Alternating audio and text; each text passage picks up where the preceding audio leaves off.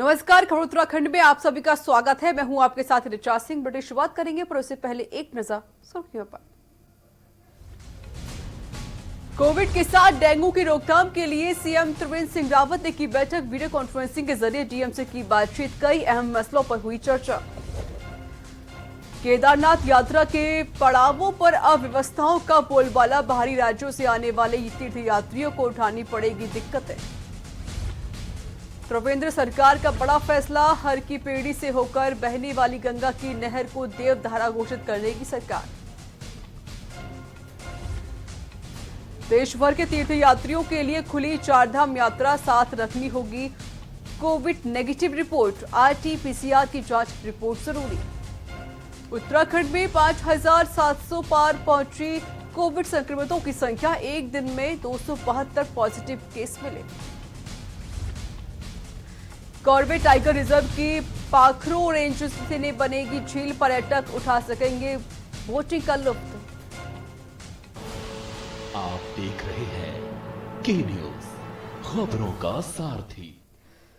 खबर शुरुआत करते हैं। सीएम रावत ने कोविड-19 और डेंगू की रोकथाम के लेकर सचिवालय में अधिकारियों के साथ बैठक की। वीडियो कॉन्फ्रेंसिंग में सभी जिलों के जिलाधिकारी, शासन स्तर के उच्च अधिकारी समेत स्वास्थ्य विभाग के तमाम अधिकारियों के साथ कोरोना और डेंगू की रोकथाम पर मंथन किया गया। मुख्यमंत्री ने अधिकारियों को निर्देश दिए कि कोविड टेस्टिंग तेजी से बढ़ाई जाए। कोविड अस्पताल में प्रत्येक बेड के साथ ऑक्सीजन सिलेंडर की व्यवस्था की जाए। औद्योगिक संस्थानों में पूरे सुरक्षात्मक उपाय किए जाएं। सोशल डिस्टेंसिंग पर गलत की जाए और मीडिया पर गलत अफवाह फैलाने वालों पर सख्त कार्रवाई की जाए। इस दौरान मुख्यमंत्री ने अपनी यात्रा की गलत जानकारी देने वालों के विरुद्ध सख्त कार्रवाई के निर्देश भी दिए हैं।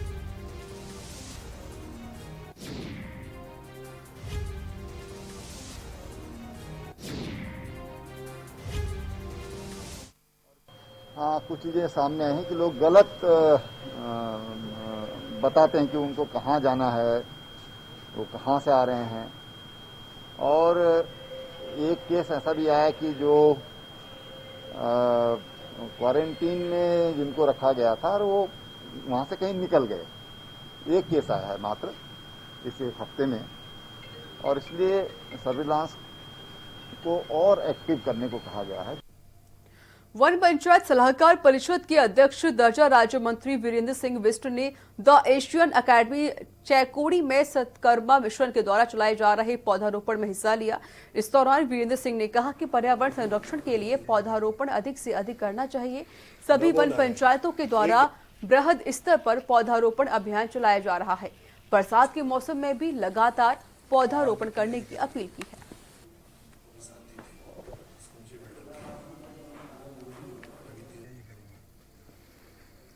नमो नारायण। एक अपना हरेला पर्व बड़े उत्साह का पर्व होता है, बड़े उल्लास का होता है। ये हमारी प्रगति से तात्पर्य है इस पर्व का। पूरे उत्तराखंड राज्य का मेरा प्रवास चल रहा है। चकोड़ी में महाराज वीरेंद्र पाल जी के दर्शन करने का लाभ प्राप्त हुआ और आपके इस प्रांगण में वृक्षारोपण का कार्यक्रम भी किया गया। और इस वृक्षारोपण से पूरे विश्व को, अपने राज्य को, अपने क्षेत्र को शुद्ध वायु मिलेगा।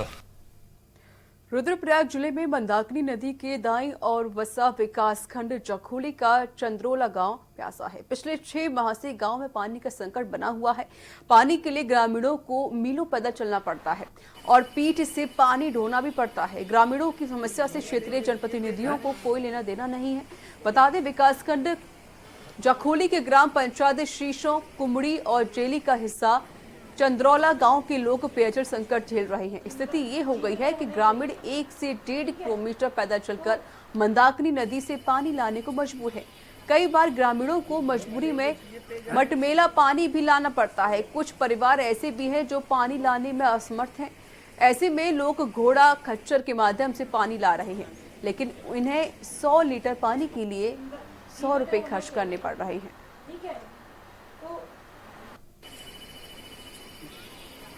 चंद्रोला गांव जब यहाँ पे तैला सिलगढ़ योजना बनी थी तो उससे फीड होना था उसके डिस्ट्रीब्यूशन में। तो तैला सिलगढ़ योजना का निर्माण जल निगम के द्वारा किया गया था। उन्होंने इसमें मेन लाइन डाली उसमें, लेकिन उन्हें जब इसका फेज 2 था, फेज 2 में इसका डिस्ट्रीब्यूशन पड़ना था उसका डिस्ट्रीब्यूशन का उन्हें पैसा मिला नहीं। हालांकि उनका एस्टिमेट गया अभी इसका शासन में, लेकिन अभी तक उस पर पैसा मिला नहीं। लेकिन अभी जो हमारे यहाँ जल जीवन मिशन प्रोग्राम है भारत सरकार का, उसमें सारे के सारे गाँव फीड होने हैं जल्दी इसमें। विश्व विख्यात केदारनाथ धाम में अब तक 6000 से अधिक श्रद्धालु दर्शन कर चुके हैं।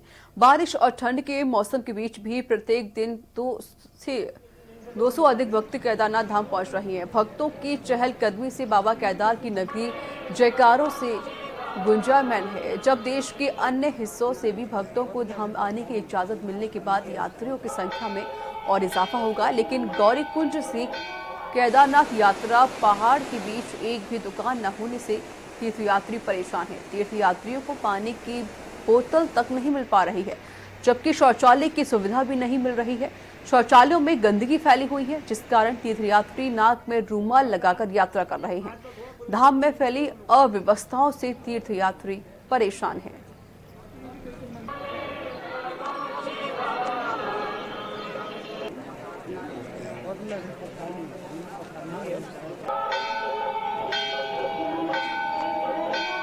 कहीं ना कहीं अगर व्यवस्थाएं धरातल पर नहीं उतर पाई तो कहीं ना कहीं कमजोरी है सरकार की, क्योंकि जिस तरह से एक मैसेज कन्वे किया गया है कि कोविड-19 को मद्देनजर रखते हुए यात्रा नहीं सुचारू रूप से की जा रही है, बाहर के लोग नहीं आ पा रहे हैं, लेकिन उस तरह का मैनेजमेंट यहाँ पे दिखाई नहीं दे रहा है जिस तरह से दिखाई देना चाहिए। वैसे सरकार ने यात्रा चालू की है, इसका तो हम स्वागत करते हैं, लेकिन रास्ते में जो असुविधाएं हैं और कोरोना महामारी है, हम इसको देखते हुए ये चाहते हैं कि फिलहाल ये यात्रा तब तक जो है बंद रहनी चाहिए, जब तक स्थानीय लोग गौरीकुंज से केदारनाथ तक न आए।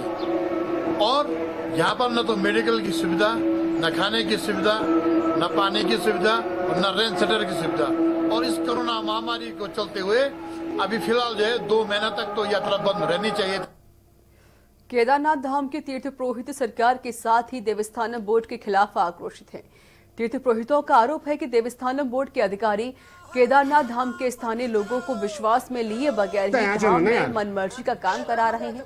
देवस्थानम बोर्ड की नीतियों के खिलाफ शनिवार को बारिश बीच तीर्थ पुरोहितों ने केदारनाथ मंदिर के आगे धरना दिया और नारेबाजी भी की। साथ ही तीर्थ पुरोहितों ने चेतावनी भी दी है, यदि उनके हकूकों के साथ जबरन छेड़छाड़ की गई तो वे आत्महत्या करने के लिए मजबूर हो जाएंगे।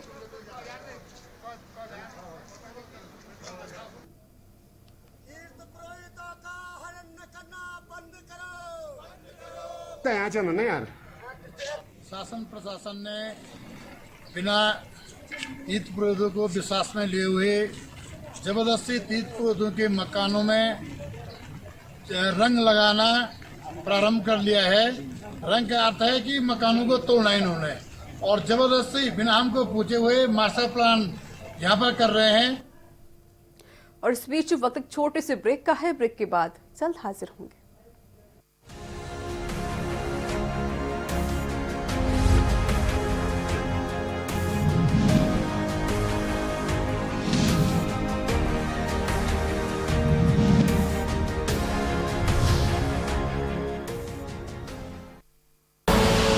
आप देख रहे हैं के न्यूज, खबरों का सारथी।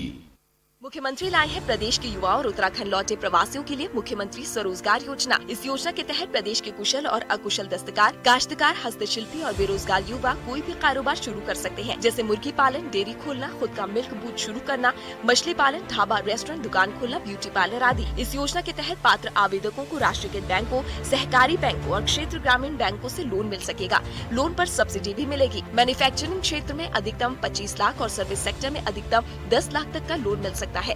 सीमांत क्षेत्र में मैन्युफैक्चरिंग प्रोजेक्ट लगाने के लिए 25 लाख पर 25% यानी 6.25 लाख की सब्सिडी मिलेगी। इसी तरह दुरुस्त पहाड़ी जिलों में 10 लाख की परियोजना पर 25% यानी 2.5 लाख की सब्सिडी मिलेगी। इसी तरह बी श्रेणी के जिलों में ये सब्सिडी 20% है, जबकि मैदानी क्षेत्र में 15%। सामान्य श्रेणी के आवेदक को लागत की 10%, जबकि अन्य श्रेणी के आवेदक को 5% मार्जिन मनी जमा करनी होगी। तो आइए मुख्यमंत्री स्वरोजगार योजना अपनाएं और राज्य के विकास में भागीदार बने। योजना की अधिक जानकारी के लिए आप इन नंबर्स पर कॉल कर सकते हैं।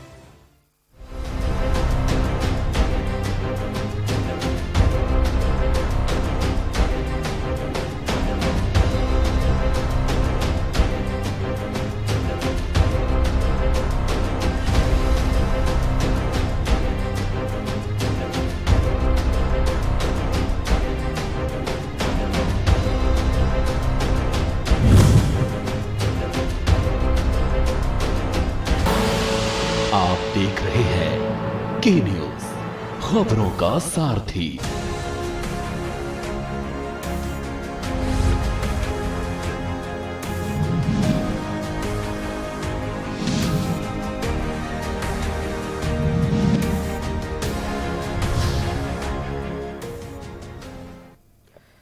ब्रेक के बाद स्वागत है। खबरों में आगे बढ़ते हैं। गैरसैंण में यूपी के निवासी एक व्यापारी ने शिकायत दर्ज की है। युवक का कहना है कि उसके घर में घुसकर अज्ञात व्यक्ति ने 36,000 रुपए के साथ आईडी भी लेकर फरार हो गया है, जिसकी युवक ने लिखित शिकायत दर्ज कराई है। फिलहाल पुलिस पूरे मामले की जांच पड़ताल कर रही है।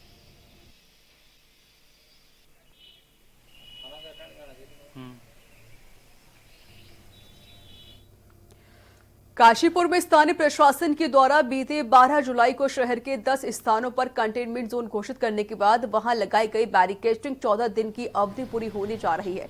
इसकी जानकारी काशीपुर सीईओ मनोज ठाकुर ने दी। गौरतलब है कि काशीपुर में बीते दिनों लगातार सामने आ रहे कोविड संक्रमितों की संख्या अचानक हुई जाने के बाद स्थानीय प्रशासन के द्वारा 11 जुलाई से लॉकडाउन घोषित कर शहर में आधा दर्जन से अधिक स्थानों को कंटेनमेंट जोन घोषित कर दिया गया था।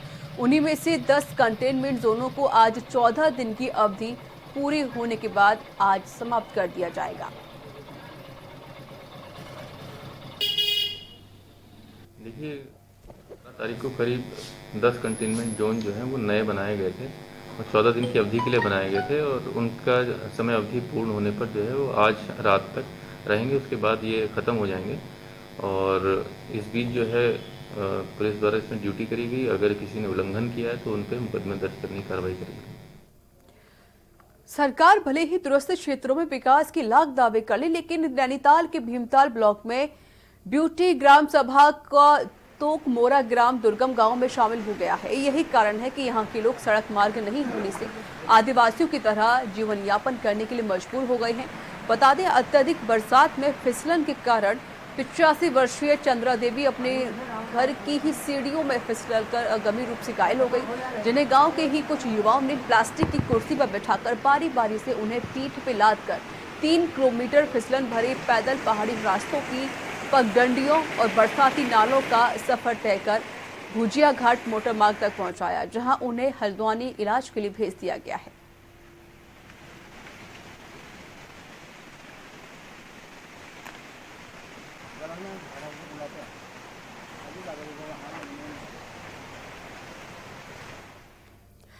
उत्तराखंड की महिला संविदा कर्मियों को बड़ी सौगात देते हुए हाईकोर्ट ने उन्हें भी नियमित महिला कर्मियों की भांति साल में 31 दिन का शिशु देखभाल अवकाश देने का आदेश दे दिया है। कोर्ट के आदेश से राज्य के हजारों संविदा कर्मचारी लाभान्वित होंगी। मुख्य न्यायाधीश रमेश रंगनाथन, न्यायमूर्ति सुधांशु धुलिया एवं न्यायमूर्ति आलोक कुमार वर्मा की 3 सदस्यीय खंडपीठ के समक्ष मामले की सुनवाई हुई।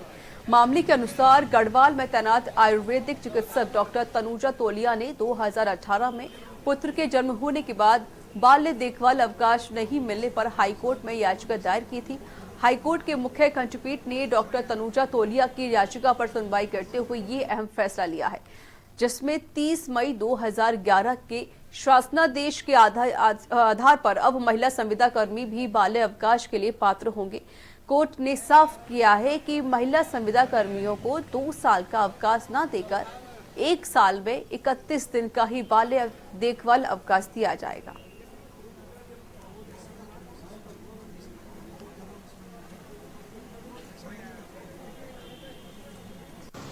माननीय उच्च न्यायालय की 3 माननीय न्यायाधीशों द्वारा गठित खंडपीठ में आज तनुजा टोलिया, जो कि संविदा कर्मी के रूप में कार्य कर रही थी, संविदा कर्मी डॉक्टर थी, उसे भी अन्य राज्य कर्मियों की भांति ही बाल्य देखभाल अवकाश की दिलाया गया है और अनुमन्य कर दिया गया है।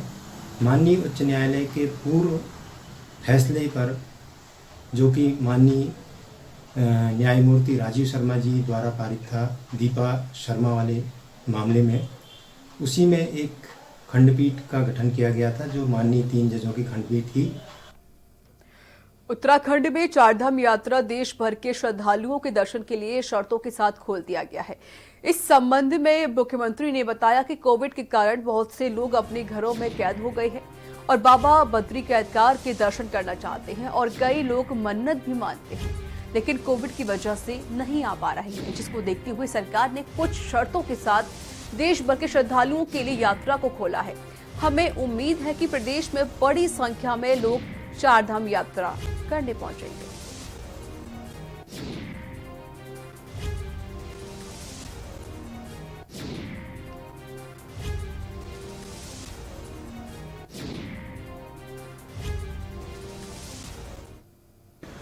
कई लोग जो कोविड से एक तरह से निकल चुके हैं, उनकी इच्छा है कि वो चारधाम पर आएँ, उत्तराखंड में आएँ, और इसलिए उनकी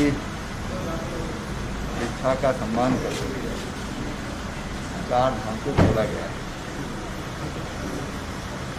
अब हमें उम्मीद है कि लोग अवश्य यहाँ पर आएंगे और जो उनकी इच्छा है, कई बार हमारे यहाँ लोग अपनी मनौतियाँ भी करते हैं, भगवान ने उनको जीवित रखा है, पर धन्यवाद करने भी आना चाहते हैं, तो यहाँ पर आ सकेंगे और अपने जो उनकी श्रद्धा है, उनकी जो भाव हैं,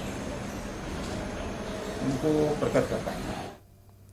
और इस बीच वक्त एक छोटे से ब्रेक का है, ब्रेक के बाद जल्द हाजिर होंगे।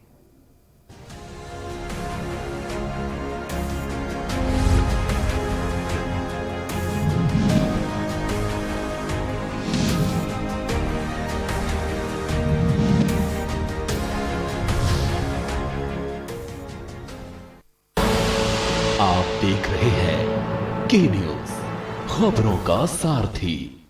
डेंगू से बचाव के लिए जागरूकता बहुत जरूरी है। आम जन की सहभागिता से डेंगू के खतरे को रोका जा सकता है। डेंगू से बचाव के लिए सबसे सरल उपाय डेंगू फैलाने वाले मच्छरों को पनपने से रोकना है। घर और आसपास पानी एकत्र न होने दिया जाए। पानी की टंकी, जल भंडारण की वस्तुओं को ढक कर रखें। सभी गुलदस्तों, पानी के बर्तनों और कूलर का सारा पानी सप्ताह में एक बार अवश्य पूरी तरह से खाली कर दें।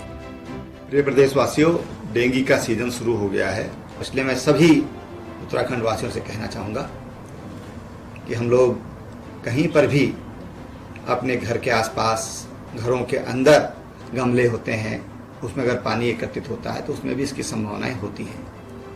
इसलिए मैं आपसे कहना चाहूँगा कि आप कहीं पर भी पानी एकत्रित न होने दें। ये डेंगू मच्छर से बचने का सबसे अच्छा और सस्ता उपाय है। सूचना एवं लोक संपर्क विभाग उत्तराखंड द्वारा जनहित में जारी। हम, आप सब, अब नहीं तो कब, 9 बज जाए तब। बहुत हुई राजनीति की माया, हम बताएंगे कि आपके हिस्से में क्या आया। फिक्र आपकी, सोमवार से शुक्रवार रात 9 बजे। TV9 भारतवर्ष, अब तो सब देख रहे हैं। All India ISC Class 12 topper Sumit Kumar Tripathi of CMS Gomti Nagar Campus 1, who secured 99.75%, was awarded rupees 2 lakhs as prize by CMS. Online classes in CMS will continue till the government reopens schools. Prescribed syllabus, book list and timetable are available on www.cmseducation.org. Admissions open in CMS for nursery to class 11th. Contact concerned CMS campus or helpline number 9510200500. आप देख रहे हैं के news, खबरों का सारथी।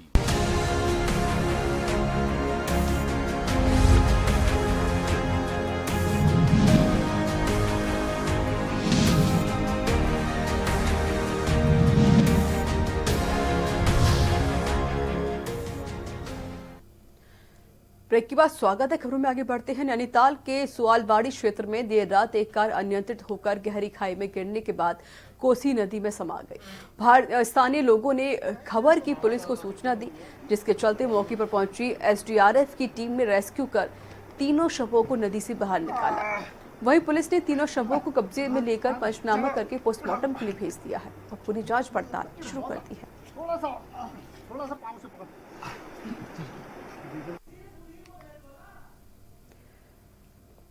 रुद्रपुर में Kashipur road में सरस marketing centre और बेकरी ग्रोथ सेंटर तैयार हो गया है। 90 लाख की लागत से 2 भवन तैयार किए गए हैं। इन्हें आधुनिक रूप दिया गया है। बेकरी ग्रोथ सेंटर की महिला स्वयं सहायता समूह संचालित करेंगी और वहीं इसी के साथ सरस मार्केटिंग सेंटर भी जिले भर की महिला स्वयं सहायता समूहों पर उनके उत्पादों को बेचने का बड़ा बाजार उपलब्ध कराएगा। राष्ट्रीय ग्रामीण आजीविका मिशन और मुख्यमंत्री ग्रोथ सेंटर योजना के तहत इनका संचालन किया जाएगा। इसके तहत मुख्यमंत्री ग्रोथ सेंटर योजना के तहत महिला स्वयं सहायता समूहों के सहयोग इसे ग्रोथ सेंटर बनाकर इन्हें संचालित कर महिलाओं को रोजगार मुहैया कराया जा रहा है, जहां महिलाएं बेकरी प्रोडक्ट का उत्पादन कर इसकी मार्केटिंग भी करेंगी। जिले के साथ जिले के बाहर भी इसके उत्पाद भेजे जाएंगे। बेकरी ग्रोथ सेंटर की प्रोडक्शन कैपेसिटी 7 क्विंटल है। शुरुआत में यहां प्रतिदिन 2 क्विंटल उत्पादन का लक्ष्य रखा गया है। बेकरी ग्रोथ सेंटर में मशीनों का ट्रायल किया गया। इनका लोकार्पण करने के लिए मुख्यमंत्री त्रिवेंद्र सिंह रावत का अनुरोध पत्र भेजा जा रहा है।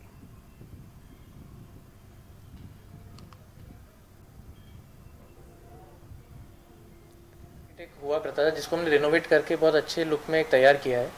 इसमें हमने एक बेकरी ग्रोथ सेंटर भी बनाया है, जिसमें जो हमारी ग्रोथ सेंटर की योजना है हमारे राज्य सरकार की, उसमें रुद्रपुर के जो स्वयं सहायता समूह है NRLM के, उनके द्वारा बेकरी के उत्पादन जो उनके प्रोडक्ट्स हैं जैसे रस्क हो गया, केक हो गया, बिस्किट्स आदि का उत्पादन किया जाएगा। इससे दोनों चीज़ें होंगी, एक तो उनको अच्छी लोकेशन में एक यूनिट स्थापित की जाएगी जिससे बेकरी का प्रोडक्शन के साथ उनकी आय में वृद्धि होगी। साथ ही जो सरस मार्केट तैयार किया गया है उसमें हमारे जनपद उधमसिंह नगर के जितने भी स्वयं सहायता समूह है जो कुछ ना कुछ अलग अलग टाइप के प्रोडक्ट्स बनाते हैं, भले वो खाने से रिलेटेड हों या कपड़े से रिलेटेड हों या टोकरी बास्केट हों, उन सभी का यहाँ पे प्रदर्शनी लगाई जाएगी। और उत्तराखंड में लगातार बढ़ रहे कोविड संक्रमण के मामलों को देखते हुए प्रदेश सरकार ने दूसरे सप्ताह में भी शनिवार और रविवार को लॉकडाउन जारी रखा है। इस दौरान सभी मार्केट और पब्लिक ट्रांसपोर्ट पूरी तरीके से बंद है। हालांकि आवश्यक सामग्री की दुकान व सरकारी दफ्तर जरूर खुले हैं। वहीं इस दौरान हमारे संवाददाता राजेश वर्मा ने देहरादून में लॉकडाउन का किस तरह से पालन किया जा रहा है इसका पूरा जायजा लिया।